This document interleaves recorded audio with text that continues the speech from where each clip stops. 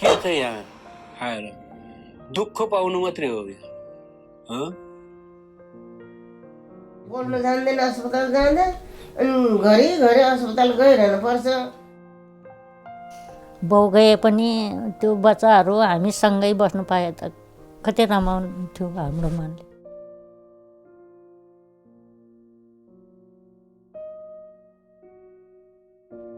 ढल्कदो उमेरसँगै जीवनको यात्रा पनि कष्टकर बन्दै जान्छ। स्थायी बसोबासको अधिकार पाएका भूतपूर्व गोर्खा सैनिकको बुरौलीका कष्टलाई बेलायतको बसोबासले पनि छेक्न सकिएन।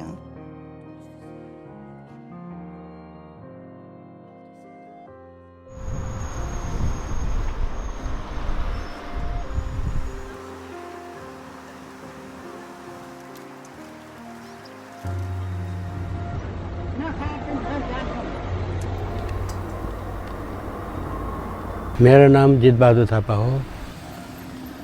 म 14 वर्ष आर्मीमा थिएँ। 77 वर्षीय थापा अल्डरसोटमा पुरानो घरको एउटा डेरामा बस्नुहुन्छ। उहाँ 7 वर्ष अघि आफ्नो श्रीमती सहित बेलायत आउनुभएको थियो। मेरो बुढी अलि बिमार थियो, त्यही भएर चाहिँ म यहाँ 11 सालमा लिएर आएको।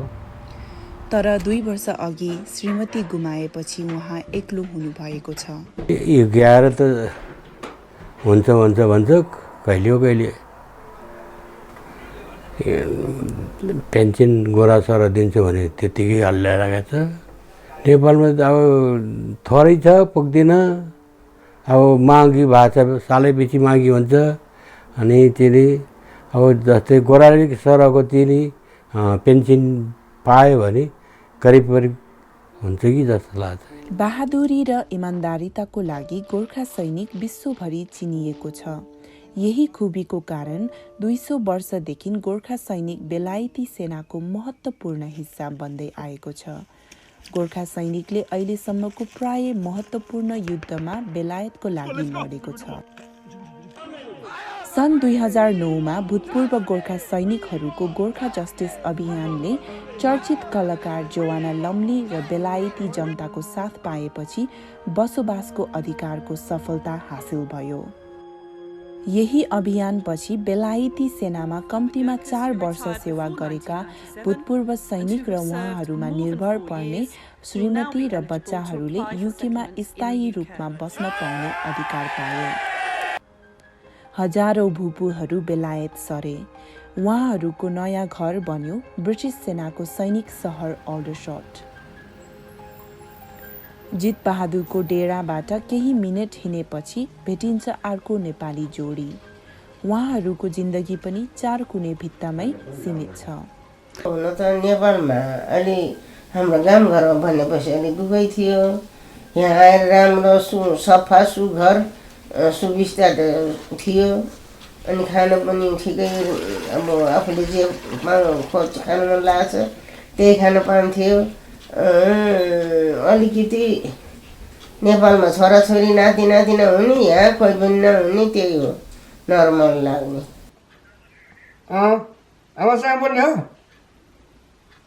नेपालबाट छोराछोरीको फोनको पर्खाइमा यी जोडीको दिन बित्छ।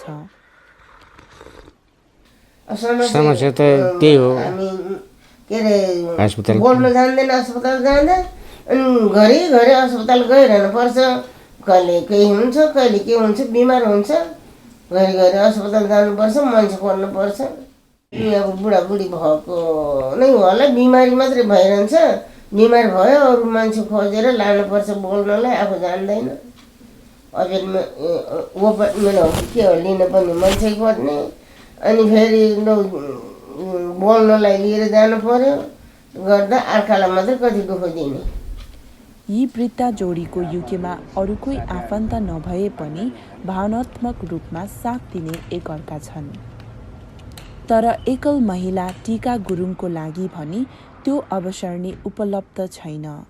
सुखी जीवनको आशामा उहाँ पनि नेपालबाट युके बसाई सर्नु भएको थियो। युकेमा भट्ट खानु पाउँछ अरे भनेर आउनु भएको हो। ठुलो छोरीको छोराहरू एक्लै भयो कि रे आफ्नै निधनले फाल्यो जोडी हुन्थ्यो। अहिले आफै एक्लै आउनु पर्यो, आफू एक्लै हिँड्नु पर्यो, के गर्ने। आफ्नै निधन त्यस्तो भन्नु पर्यो। त्यो सबै बच्चाहरूसँगै बस्नु पाए त, सबै बच्चा छोरा छोरीसँगै बस्नु पाए त कति रमाइलो हुन्थ्यो। झन् नाता नातिनी छ, के गर्ने। फोनमा बोल्छ, फोनमा त एकछिन बोलेछ त्यहाँबाट हराम छ। बोल्दाखेरि त ठिकै मान्छ, मनले पनि बोल्नु पायो भन्छ। अहिले यहीँ जस्तो लाग्छ, के गर्ने। कता हो कता आएर बसेछ आफू। फोन धेरै दिन फोन गरेन भने त कराइदिन्छ मैले। मलाई जिउँदै मार्छ कि क्या हो भनेर कराउँछ मैले। फोनै नगर्ने, आफूले त जान्दैन कि रे। हामी सँगसँगै हिँड्ने दाइ ऊ ब्ल्याकै बिस्तरमा छ। हाम्रो दाइ जस्तो भयो भने त मलाई त कसले हेर्ने, कसले धन्दा गर्ने। अहिले त भाउजू छ र अब दाइलाई त बेसरी हेरेछ नि, त्यस्तो लाग्छ नानी, के गर्ने।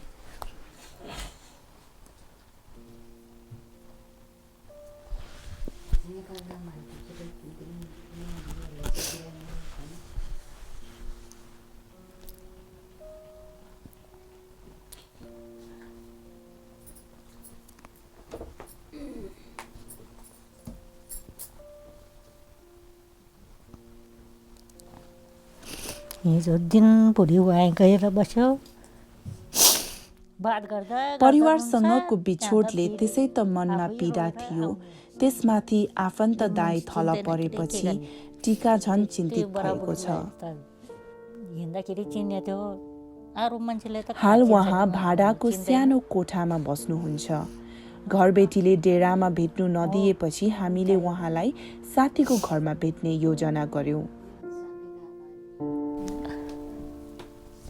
हजुरको छोराछोरीले चाहिँ के भन्नुहुन्छ तपाईँलाई? अब आमा फर्केर आउनु भन्छ कि? खोइ नानी, अहिले त छोराछोरीले त के भन्ने। आफूहरू पनि गएर नोकरी गरेर खानु पाए त के भन्ने हुन्थ्यो होला। आफूहरूले पनि नोकरी पाएको छैन। नेपाल भन्ने चिज त्यही त हो नि, कामै पाउँदैन। अर्काको देशमा गएको छ।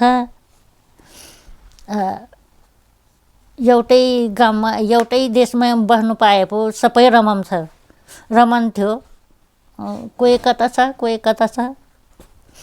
बाउ गए पनि त्यो बच्चाहरू हामी सँगै बस्नु पाए त कति रमाउँथ्यो हाम्रो मनले। बेलायत आएको भूपू सैनिक परिवारको सहयोगको लागि थुप्रै सङ्घ-संस्था गठन भएको छन्। त्यही मध्ये एक हो गोर्खा चौधरी। एकान्तमा हराएको भूपूहरूको लागि गोर्खा चौधरी बाहिरी संसारसँग भेटघाट गर्ने एक अवसर बनेको छ। आज धनमाया गोर्खा चौधरीमा नेपाली चलचित्र हेर्न पुग्नु भएको छ। पढ्न जान्दिनँ।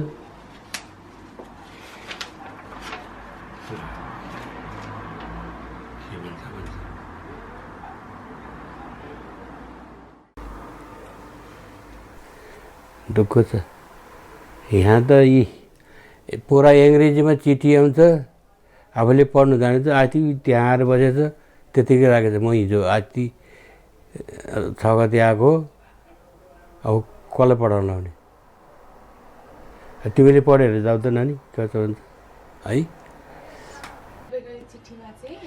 धेरै वृद्ध नेपालीहरूको सबैभन्दा ठुलो समस्या अङ्ग्रेजी भाषा हो।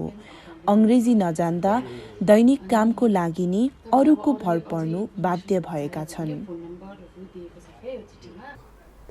यहाँ अझै थुप्रो छ। अनि तपाईँलाई त्यति बेला तपाईँ पहिला जमानामा स्कुल जानुभयो कि भएन त?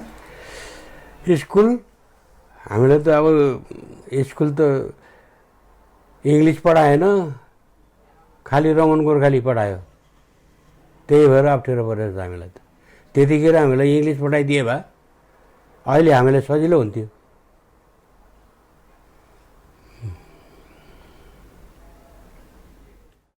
I tried to learn Nepalese.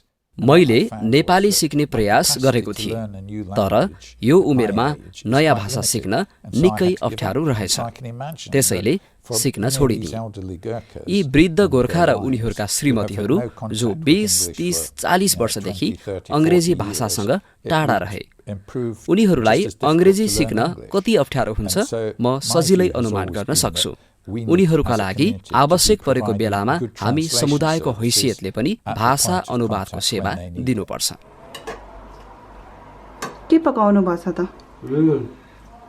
कर्कोलो र पाटे, अलिकति माछा हालेको भोरा माछा। अनि तपाईँले तपाईँको श्रीमतीले पकाएको याद आउँछ त? श्रीमतीले पकाएन, मैले पकाउने गरेँ।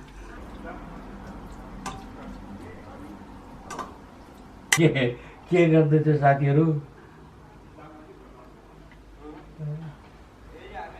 कोठाको भाडा तिर्नु जितबहादुरले बेलायती सरकारबाट घर भट्टा पाउनुहुन्छ। बेलायत आएकोमा जितबहादुरलाई पछुटो नभए नि अब आउने भूपुहरूलाई उहाँ सचेत गराउनुहुन्छ। खै मैले त भर्छ अब आउनेवाला मान्छेहरू नगए नै हुन्छ भनेको छु। नआए पनि हुन्छ कि के छ यहाँ आएर दुःख पाउनु मात्रै हो यहाँ, केही सुविधा छैन। मान्छेले भन्छ त्यहाँ नि हप्तापछि महिनापछि पैसा निकाल्नु पाउँछ, खानु पाउँछ भने त्यो मात्रै सोचेको छ मान्छेले है। त्यो होइन, त्यो जस्तो सुकै भए नि आफ्नो नेपालमा जस्तो यहाँ हुँदैन। सन् 2013मा भूपू बेलायती सैनिकको जति पेन्सन पाउने माग राखेर केही भूपू गोर्खालीले भोक हडताल गरे। फेरि पनि जोवाना लम्लीको साथमा बेलायती सरकारले भूपू गोर्खा सैनिकहरूको मागको समाधान गर्ने बाचा गरेपछि भोक हडताल रोकियो। तर अहिले 6 वर्षपछि पनि बेलायती सैनिक जस्तै पेन्सन पाउनको लागि थालिएको लडाई अझै जारी छ। आज भूपू गोर्खालीहरू गोर्खा जस्टिस अभियानको ताजा जानकारी सुन्न भेला भएको छ। ज्ञानराज राई 15 दिने भोक हडतालको सहभागी मध्येका एक हुनुहुन्छ। गोर्खालीहरूले इक्वल राइट्स पायो र राम्रो उनीहरूको पाउँदर पायो भने मेरो विचारमा 60% भन्दा बढी मान्छे नेपाल फर्किनु माग्छ। यहाँ गोर्खालीहरूले कुनै पनि सोसियल बेनिफिटहरू लिनु पर्ने छैन, यो गरिबीको रेखाबाट बाहिर निकाल्नु पर्छ। त्यसरी गोर्खालीहरू फिनान्सियली वेल इनफ भयो भने धेरै गोर्खालीहरू नेपाल फर्किन्छ। यसमा यहाँ रहने भनेको जो काम गर्नु सक्छ त्यो मान्छेहरू हामी यहाँ बस्छौँ। I don't think I do have to go for a hunger strike again, but if I have to, I am prepared. सन् 2007 अघिसम्म बेलायती सेनाबाट अवकाश पाएका गोर्खा सैनिकहरूले गोर्खा पेन्सन योजना अन्तर्गत पेन्सन पाउँदै आएका छन्। यो योजना अन्तर्गत पाइने पेन्सन बेलायती भूपू सैनिकको भन्दा लगभग 3 गुणा कम हुन्छ। हाल गोर्खा पेन्सन योजना अन्तर्गत 22,000 भूपू गोर्खाले पेन्सन थाप्छन्। सन् 2007 यता भर्ना भएका गोर्खा सैनिकले भने सबै सुविधा बेलायती सैनिक सरह नै पाउँदै आएको बेलायती रक्षा मन्त्रालयले जनाएको छ। गोर्खाहरूको न्यायको लडाईँको मुख्य तत्त्व भनेकै पेन्सनको सुविधा हो। यदि गोर्खाहरूले राम्रो पेन्सन पाएको भए जहाँ पनि बसोबास गर्न सक्थे। सुविधाको लागि युके आउनु पर्दैन थियो। अनि 50-60 वर्ष उमेर पुगेका भूपुहरूलाई बेलायतमा ल्याउँदा भाषाको समस्या मात्रै होइन, सांस्कृतिक समस्या पनि देखिएको छ। उनीहरूलाई आउन रोक्नुपर्छ भनेको होइन, तर उनीहरूलाई छनौट गर्ने मौका दिनुपर्छ। उनीहरूले यहाँ बसोबासको अधिकार पाउनुपर्छ, तर मेरा लागि कुन ठाउँ उपयुक्त हुन्छ भन्ने निर्णय लिन पनि उनीहरूले छुट पाउनुपर्छ। भूपुहरूलाई सोध्नुहोस्, राम्रो पेन्सन पाएमा उनीहरू नेपाल फर्कन चाहन्छन्। फर्किनु भनेर भाषा दुईटै कुरा नै त्यही छ। उसले त झन् टिकट काट्दै म जान्छ तिमी बस्छ भन्छ ऊ खास म पनि जान्छु नि म किन भयो नि एक्लै अब हामी छोराछोरीसँग नपुगेर मर्छ कि छोराछोरीसँग गएर त्यही नेपालै मर्न पाए हुन्थ्यो त्यति मात्रै हो खै अब एक्लो भयो नि अब चाहिँ नि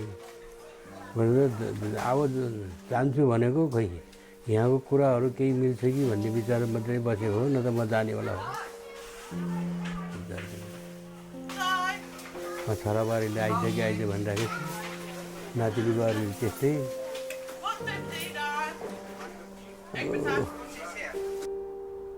विचार गरेर फर्किन्छु म नि दुःख छ भोलि पर्सि बिमार नभए त भेट्ला छोराछोरीसँग बिमार भयो के पनि यहीँ मरि गयो भने त भेट्नै पाउँदैन जस्तो लाग्छ मलाई मेरो मनले त त्यस्तो लाग्छ नानी के गर्ने बेलायतमा स्थायी बसोबासको अधिकार पाउनु मात्र भूपू गोर्खाको विजय थिएन उनीहरू बेलायती सैनिक सरह नै पेन्सन सुविधा चाहिरहेको छन् तर बुढौलीले गाजिसकेको भूपू गोर्खा सैनिकसँग अब सीमित समय बाँकी छ बाँचेको समयमा अब नेपाल फर्किने कि समानताको लडाईँ लडिरहने भनेर निर्णय लिन त्यति सजिलो पनि छैन